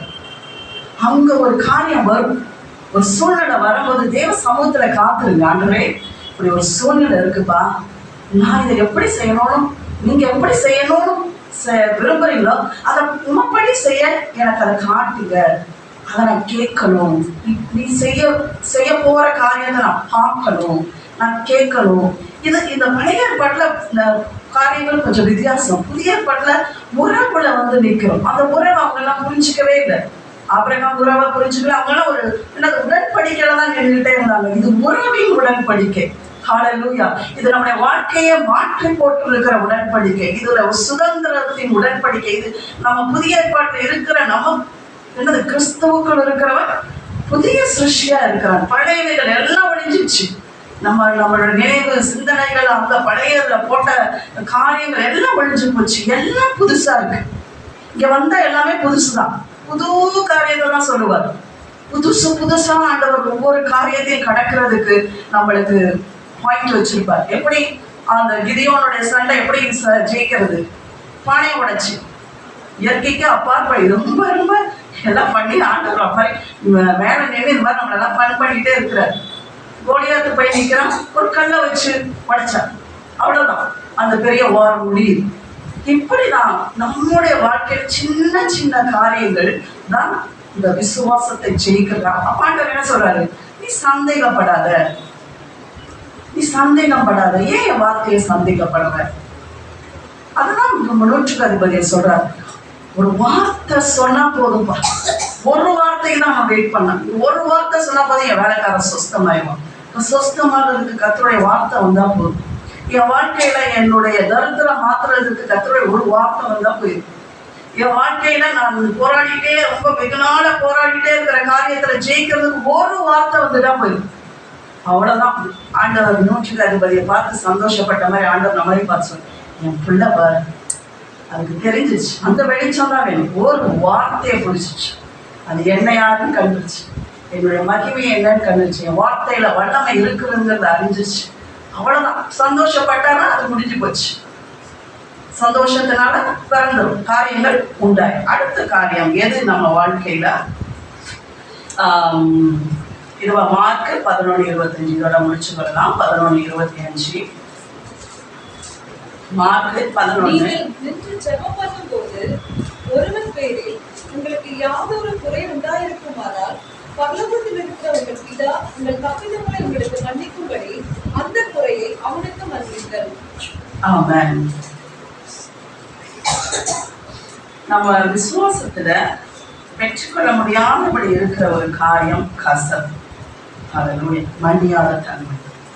இந்த காரியங்கள் நமக்குள்ள இருக்கும்போது நம்ம எந்த காரியத்தையும் பெற்றுக்கொள்ள முடியாது. அதுதான் தடையா இருக்கு. ஆண்டவர் அதான் சொல்றாரு. வாசிப்போம் மறுபடியும். நீங்கள் நின்று ஜெபம் பண்ணும்போது ஒருவன் பேரில் உங்களுக்கு, அது 23வது வசனத்துல வாசிப்போம். எவனாகிலும் ஆமென். இந்த மலையை பார்த்து நீ பெயர்ந்து சமுத்திரத்திலே தள்ளுண்டு போ என்று சொல்லி தான் சொன்னபடியே நடக்கும் என்று தன் இருதயத்தில் சந்தேகப்படாமல் விசுவாசித்தால் அவன் சொன்னபடியே ஆகும் என்று ஆமென். மெய்யாகவே உங்களுக்கு சொல்லுகிறேன். ஆமென். ஆதலால் நீங்கள் ஜெபம் பண்ணும்போது எவைகளை கேட்டுக்கொள்வீர்களோ அவைகளை பெற்றுக்கொள்வோம் என்று விசுவாசியுங்கள். ஆமென். அப்பொழுது அவைகள் உங்களுக்கு உண்டாகும் என்று சொல்லுகிறேன். ஆமென். நீங்கள் நின்று ஜெபம் பண்ணும்போது ஒருவன் பேரில் உங்களுக்கு யாதொரு குறை உண்டாயிருக்குமானால் பரலோகத்தில் இருக்கிற உங்கள் பிதா உங்கள் தப்பிதங்களை உங்களுக்கு மன்னிக்கும்படி அந்த குறையை அவனுக்கு மன்னியுங்கள். ஆமென். ஆண்டவர் இந்த விசுவாசத்தை குறிச்சுதான் இந்த இடத்துல பேசிட்டு வரோம். எவனாகிலும் இந்த மலையை பார்த்து பெயர்ந்து போ அப்படின்னு சொன்னா என்ன ஆயிடும்? பெயர்ந்து சமுத்திரத்துல விழுந்து. அடுத்து சொல்றாரு, அதை போல நீங்க ஜெபம் பண்ணும்போது நீங்க எதை வேணும்னு கேட்குறீங்களோ அதை பெற்றுக்கொள்ளணும்னு விசுவாசி. இப்ப ஜெபம் எப்படிப்பட்ட ஜெபமா இருக்குன்னா, ஜெபம் பண்ணிட்டு கொடுப்பாரா கொடுக்க மாட்டாரா இந்த சந்தேகத்தோட ஜெபத்தை ஆண்டவர் எழுதி எதிரி இந்த ஜெபத்துக்கு ஆண்டவர் கேட்டேன் கொடுப்பாரு, அவ்வளவுதான். அதுக்கு மேல நீங்க ஒண்ணுமே வேணாம். சொல்லிட்டோம்ப்பா, அவர்கிட்ட சொல்லியாச்சு, அவர் செய்வார், அவ்வளவுதான். எந்த இடத்துல வரும்போதும் சொல்றவர்கிட்ட சொல்லிட்டேன், அவர் எனக்கு செய்வார். கேலி பண்ணுவாங்க, எல்லாம் தான் பண்ணியிருப்பாங்க. இப்போ ஆபிரகாம் போய் என்ன பண்ணியிருப்பான்? எனக்கு பிள்ளை பிறக்க போகுதுங்கிறத தான் சொல்றேன். ஏன்னா அவனோட பேர் சேஞ்ச் ஆச்சு. ஆபிரகாம்ங்கிறது ஆபிரகாம் அப்படிங்கிறாரு, பேரை போய் சேஞ்ச் பண்றாரு. இப்போ எல்லாரும் கேட்டிருப்பாங்க, ஏப்பா இவ்வளவு நாள் ஆபிரகாம் தான் அழைக்கப்பட்ட, இப்ப நம்ம ஆபிரகாம்னு போய் உன சொல்லணுங்கிற. ஆமா, ஹாம் உன எல்லாத்தையும் மாத்திருந்தான். அந்த ஹாம் ஒரே ஒரு ஹாம்லாம் எல்லாம் மாறும், என் வாழ்க்கை மாறும். நான் அது ஜாதிகளுக்கு தகப்பன், அந்த ஹாம் தான் அவனை என்ன மாட்டுச்சு, ஜாதிகளுக்கு தகப்பன் அப்படின்னு போயிட்டு அவன் என்ன பண்றான், சொல்றான். அப்ப அத அப்படி சொல்லக்கூடிய காரியத்தை அந்த என்ன பண்ணுது, அவனுக்குள்ள இமேஜ் என்ன சொல்றது, மாற்று. அந்த காரியங்கள் அந்த சந்தேகத்தை அவனுக்குள்ள என்ன பண்ணுது, எடுக்கு. அவன் சொல்ல என்ன ஆகுது? அதான் சொல்றாரு, என்ன நீ சொல்றையோ அதை பெற்றுக்கொள்ளும். இப்ப ஜாதிகளுக்கு தகப்பன், நான் ஜாதிகளுக்கு தகப்பன். இப்ப எல்லாத்தையும் சொல்றான், என் பேர் மாறிடுச்சு. கவர்மெண்ட் ஆபீஸ்ல போய் ஆதார் கார்டுல என் பேரை மாத்துப்பா, ஆபிரகாம்பா, பிதாக்களுக்கு தகப்பன். அப்ப அவங்க கேட்கிறாங்க, எப்படி, என்ன, அதனால அர்த்தம் என்ன அப்படிங்கிறாங்க. ஆமா, நான் ஜாதிகளுக்கு தகப்பன். எவ்வளவு பேர் சிரிச்சிருப்பாங்க, என்னடா நீங்க யூஸ் பண்ண உனக்கு என்னடா இப்படிதான் சொல்லியிருப்பாங்க. ஆனா ஆண்டவர் அதான் இந்த இடத்துல சொல்ல வர, நீ என்ன கேட்டுக்கொண்டையோ அதை பெற்றுக்கொண்ட, அவ்வளவுதான். நீ உனக்கு சுகத்தை கேட்டுட்டியா, உன் சூழ்நிலையை பார்க்காத. என்ன நீ வளரணுமா, உனக்கு ரிசல்ட் வரணுமா, உன் ரிப்போர்ட் இதெல்லாம் பார்க்காது. தேவனை பார், அதை செய்ய நான் உண்மை உள்ளவராய் இருக்கிறேன் என்று பார். நான் பரிகாரியாகிய கர்த்தர் என்பதை பார். ஹல்லேலூயா. நான் உன்னுடைய எல்லா காரியங்களை மாற்றி போடுக வல்லமை உள்ளவர் என்பதை பார். ஹல்லேலூயா. ஆண்டவர் தான் சொல்றாரு, நீ ஜெபம் பண்ணும்போது எவைகளை கேட்டுக்கொள்வீர்களோ அவளை பெற்றுக்கொள்ளுவோம் என்று விசுவாசியுங்கள். இப்படிதான், இதுதான் வளர்ச்சி, இதுதான் காட் கைண்ட் ஆஃப் ஃபெய்த். பெற்றாச்சு, முடிஞ்சிச்சு. அது அப்ப எங்க ஃபர்ஸ்ட் பழகணும்? என்னை இன்னர் அறையில, என்னோட ஜெப அறையில இந்த காரியங்களை நான் பழகதான். இந்த பழக்கம் எங்க இருந்து வருது? ஃபர்ஸ்ட் கேள்வி பழக்கம். கேள்விப்பட அப்ப கேள்வி எங்க இருந்து வரும்? கர்த்தருடைய வசனத்துல இருந்து வரும். இந்த வசனம் எங்க இருக்கு? என் வாயிலையும் என்னுடைய இருதயத்தில். அது கூட அது வாசித்துவோமே. ரோமர் 8வது அதிகாரம் 10:8 நினைக்கிறேன். அதுக்கு முன்னாடி அந்த வார்த்தை எவ்வளவு சமீபமா இருக்குன்னு சொல்றாரு. இந்த வார்த்தை எங்கேயோ இல்ல, ஆத்தர் என்ன சொல்றாரு? என்னவென்றால் கர்த்தராகிய இயேசுவே, இந்த வார்த்தை உனக்கு சமீபமாய் வாயிலும் இருக்கிறது என்றும் சொல்லுகிறது. இந்த வார்த்தை நாங்கள் பிரசங்கிக்கிற விசுவாசத்தின் வார்த்தையே. ஆமே. இந்த வார்த்தை எங்க இல்ல, ரொம்ப தூரத்துல இல்ல, நீங்க கண்டுபிடிக்க முடியாத அளவுல ஆண்டவர் மறைச்சு வச்சிருந்த. ஆண்டவர் என்ன சொல்றாரு? இந்த வார்த்தை உனக்கு சமீபமாய். நம்மளுடைய சமீபம் எங்க இருக்கா? நம்முடைய வாய், நம்முடைய இருதயம். அவ்வளவுதான் கனெக்ஷன்ஸ். இவ்வளவு தூரத்துல பக்கத்துல கொடுத்துருக்காங்க. இந்த வார்த்தை உன் சமீபமாய் உன் வாயிலும் உன் இருதயத்திலும் இருக்கிறது என்று சொல்லுகிறது. ஹல்லேலூயா. அந்த வார்த்தை எங்க இருக்குது? உன் இருதயத்துக்குள்ள இருக்கிறது. ஆண்டவர் சொல்ற விசுவாசத்தை துவக்குகிறவரும் முடிக்கிறவருமாகிய கிறிஸ்து எனக்குள்ள இருக்கிறார். ஹல்லேலூயா. அந்த வார்த்தை எனக்குள்ள இருக்கிறது, இருதயத்துல இருக்கு, வாயில இருக்கு. நான் நீதி உண்டாக இருதயத்துல விசுவாசிக்கணும், ரட்சிப்பு உண்டாக அறிக்கை செய்யும் போது என் வாழ்க்கை மாறும். ஹல்லேலூயா. வாழ்க்கை, ஆபிரகாமுடைய வாழ்க்கை மாறிச்சா இல்லையா? இன்னைக்கும் ஆபிரகாம மூணு கோத்திரம் அவனை தகப்பன்னு சொல்றாங்க. யூதர்கள் சொல்றாங்க, முஸ்லிம்ஸ் சொல்றாங்க, கிறிஸ்தவ நம்மளும் சொல்றோம். அது எவ்வளவு ஸ்ட்ராங்கான வேர்ட் எங்க இருந்து வந்துச்சு? ஹல்லேலூயா. அதை நிறைவேற்றி முடிக்க அவர் உண்மை உள்ளவர் என்று அவன் நம்பினான். சாராளுடைய வாழ்க்கையும் அப்படியே பார்த்துட்டு நம்ம முடிக்கலாம். எபிரேயர் 11:11 சிம்பிளா ஞாபகம் வச்சுக்கலாம். எபிரேயர் 11:11. ஹல்லேலூயா.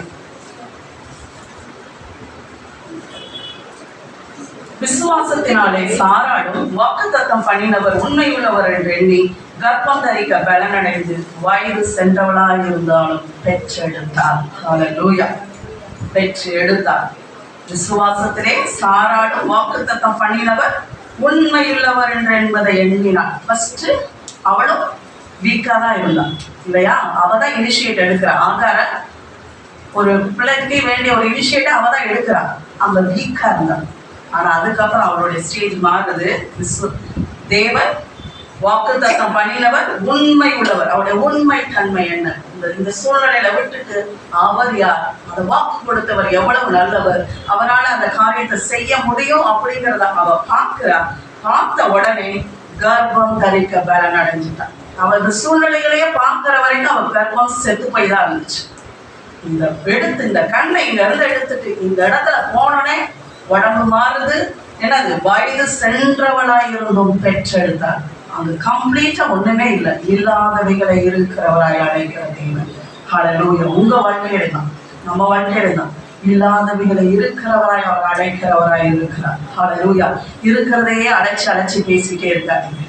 இல்லாதவைகளை அடைங்க. ஹல்லேலூயா. உங்க வாழ்க்கையில பலனை அடைங்க, சுகத்தை அடைங்க, ஆசீர்வாதங்களை அடைங்க, தேவனுடைய வாக்குத்தத்தங்களை எல்லாம் சொல்லுங்க. ஏன்னா கிறிஸ்து இயேசுவுக்குள் அவருடைய வாக்குத்தத்தங்கள் எல்லாம் ஆம் என்றும் ஆமேன் என்று இருக்குது. இந்த ஒரு இடத்துல நீங்க தான் எல்லாத்தையும் நீங்க எடுத்துக்கொள்ள முடியும். ஹல்லேலூயா. இதுதான் நம்ம பெற்றுக்கொள்றதுக்கான ஒரே இடம். என்ன? அவருடைய வாக்குத்தத்தங்களை நாம் கிறிஸ்து இயேசுக்களை. ஏன்னா அதற்காக ஒரு பலி செலுத்தப்பட்டு விட்டது. அவருடைய ரத்தம் நம்மளுக்காக இருக்கிறது. அவருடைய ஜீவன் நம்மளுக்காக இருக்கிறபடினால நம்முடைய எல்லா காரியங்களையும் பெற்றுக்கொள்ள நான் தகுதி உள்ளவன் என்பதை அவருடைய ரத்தம் எனக்கு தைரியப்படுத்தி வைத்திருக்கிறார். ஹல்லேலூயா. பிசாசு சொல்லுவான், பழைய வாழ்க்கையை கொண்டு வருவான். எப்படி நீ பெற்றுக்க முடியும்? இதுக்கு தகுதி கிடையாது. அவருடைய ரத்தத்தை காட்டுங்க. ஹல்லேலூயா. அதனால அந்த உடன்படிக்கை ரத்தம். ஏன் இந்த உடன்படிக்கையில நம்ம எவ்ரிடே பங்கு பெறுகிறோம்? அதை தான் உணர்த்தி காட்டும். ஏன்னா அவருடைய உடன்படிக்கை பிள்ளை, அவருடைய ரத்தத்தினால நான் பிறந்து இருக்கிறேன், அவருடைய ரத்தத்துக்குள்ள நான் இருக்கிறதுனால எனக்கு எல்லாம் உரிமை. அவ்வளவுதான். ஹல்லேலூயா. முடிஞ்சிச்சு. அதனால இந்த விசுவாசத்துல வளர்றதுக்கு நம்மளுக்கு சந்தேகங்கள் இருக்கக்கூடாது. அடுத்து விசுவாசனுடைய பேச்சை நம்பாதீங்க. அடுத்து உங்களுக்குள்ள கசப்பும் மன்னியாத தன்மை இருக்கக்கூடாது. ரொம்ப இம்பார்ட்டன்ட். இது இருக்கும்போது இதை பெற்றுக்கொள்ள முடியாது. ஆண்டவர்கிட்ட கேளுங்க, அந்த பலனை கேளுங்க. ஆண்டவர் எனக்குள்ள உங்களை குறித்ததான கசப்பு இருக்கு, உங்களை குறித்ததான என்னது மன வருத்தம் இருக்கு, என் மன்னிங்க. ஏன்னா ஆண்டவரை இயேசு கிறிஸ்து இந்த உலகத்தில் இருக்கும்போது எல்லா நாளும் மதிக்கப்பட்டார். மெயினா யாரு? பரிசேயர், சதுசேயர், ஆசாரியர்கள், அவர் பெரிய கூட்டமே அவர் எதிர்த்து தான் இருந்துச்சு. யார் மேலேயாவது கசப்பு வச்சுட்டாரா? பிசாசுன்னு சொல்றாங்க, அவரை தேவன பிசாசுன்னு சொல்றாங்க. நம்மளெல்லாம் சொன்ன கோவம் தான் நம்மளுக்கு எடுத்துக்கவே இல்லை. யாரு மேலே அவர் கசப்பு வச்சுக்கல, யாரையும் அவர் எல்லாரையும் மன்னிச்சார். அதான் அந்த இடத்துல பிரகடனமே பண்ணிட்டார், பிதாவே இவர்களுக்கு மன்னியும். அந்த மன்னிப்பு அவருக்குள்ள இருந்த என்னது அன்னைக்கு போய் அவர் பெருசா சொல்லல, அவர் எவ்ரிடே அவரோட பிராக்டிஸ்ல இருந்த காரியம். அவர் எல்லாரையும் மன்னிச்சார், எல்லா சூழ்நிலைகளும் அவர் மன்னிச்சுட்டே இருந்தனாலதான் சொன்னதெல்லாம் இயற்கைக்கு அப்பாற்பட்ட விதத்துல சொல்லி நடந்துச்சு. ஹல்லேலூயா. ஏன் இன்னைக்கு நம்ம வாழ்க்கையில எனக்கு இந்த காரியம் தான் பயங்கரமா என் கண்ணை திறந்தது. அப்படி பண்ணும்போது உண்மை நம்ம வாழ்க்கையில நினைக்கிறோம், செயல்படுறோம், ஏன் அது இயற்கைக்கு அப்பாற்பட்ட காரியங்கள் நடக்கல. நமக்குள்ள இருக்கிற கசப்புகள், மன்னியாத தன்மைகள், இதெல்லாம் தேவனுடைய பெரிய நன்மையை வெளிப்பட விடாதபடிக்கு அடைச்சு போட்டு, அதனால ஒரு பிரயோஜனமும் கிடையாது. அதனால எந்த ஒரு நன்மையில்லாத காரியத்தை தூக்கி வைக்காம இதெல்லாம் தூக்கி போடணும். இன்றைக்கு ஆண்டவரை நோக்கி பார்ப்போம். நம்முடைய விசுவாசம் வளர்ச்சி அடையட்டும். நான் வீக்கா இருக்கிறேன் அப்படிங்கிற இடத்துல இருந்து நான் அதுக்கு அந்த கடைசி வசனம் சொல்லியிருக்கு, அவனுக்காக மட்டுமல்ல. எனக்கு ரொம்ப பிடிச்ச வசனம் அதுதான். ஏதோ ஆபிரகாமுக்கு சொல்லிட்டாருப்பா, ஏதோ செஞ்சுட்டு போயிட்டாருப்பா அப்படிங்கிறதுக்காண்டி எல்லாம் அந்த வசனத்தை கடைசியை வாசித்து முடிக்கலாம். ரோமர் 4:23 அது அவனுக்கு நீதியாக எண்ணப்பட்டது என்பது அவனுக்காக மாத்திரமல்ல நமக்காகவும் எழுதப்பட்டு இருக்கிறது. ஹல்லேலூயா. நீ எடுத்துக்கோ, உன் லைஃப்ல எதெல்லாம் செத்து போச்சோ அதெல்லாம் பார்க்காது. இந்த சூழ்நிலை எப்படி இருக்கு, இவங்க இப்படி இருக்காங்க, இப்படியெல்லாம் நீ பார்க்காது. ஆபிரகாம் போல இதெல்லாம் பார்க்காம தேவன் வாக்குத்தத்தம் பண்ணினவர், உண்மையுள்ளவர் என்று எண்ணி உன் வாழ்க்கையை அவரோட என்கேஜ் பண்ணி, அவரோட இணைஞ்சு, அவரோட பார்ட்னர்ஷிப் பண்ணி தூள் கலப்பு அப்படின்னு சொல்றாரு. ஹல்லேலூயா. எல்லாவற்றையும் கொண்டாடுங்கள். உங்களுடைய வாக்குத்தத்தங்கள் எல்லாவற்றையும் அனுபவித்து மகிழுங்கள். உங்களுடைய விசுவாசத்தின் வளர்ச்சி பெரியதாக இருக்கட்டும். ஹல்லேலூயா. இன்றைக்கு நீ எப்படிப்பட்ட நிலைமையில இருந்தாலும் சரி, தேவன் உங்களை அக்கறைக்கு கொண்டு போக வேண்டும் என்று விரும்புகிறார். ஹல்லேலூயா. அக்கறைக்கு போவோம், வாருங்கள். ஒவ்வொருவரையும் ஆண்டவர் அழைக்கிறார். ஹல்லேலூயா. தேங்க்யூ. எல்லாம் கண்களை மூடணும்.